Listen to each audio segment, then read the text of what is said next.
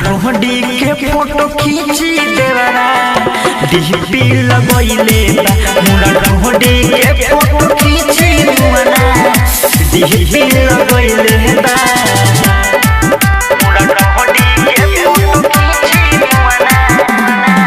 DP लगइले बा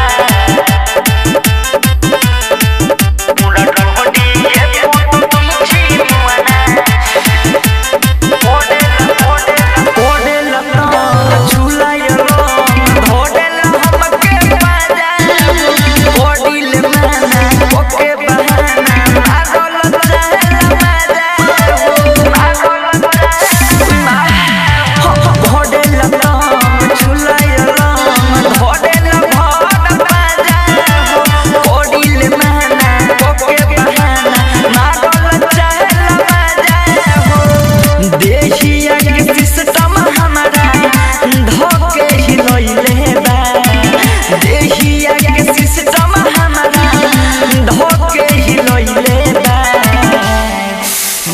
मोरा ढोंडी के फोटो खींची देवरा डीपी लगइले बा मोरा ढोंडी के फोटो खींची मुआना डीपी लगइले बा मोरा ढोंडी के फोटो खींची मुआना डीपी लगइले बा मोरा ढोंडी के फोटो खींची मुआना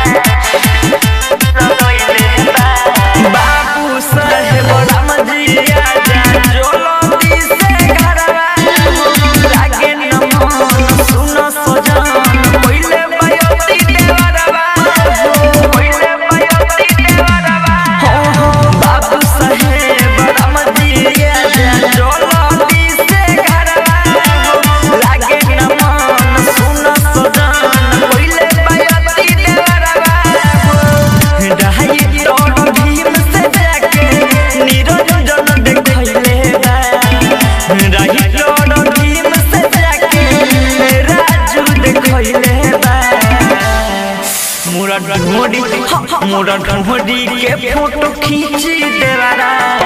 डीपी लगइले बा मोरा ढोंडी के फोटो खींची देवरा डीपी लगइले बा।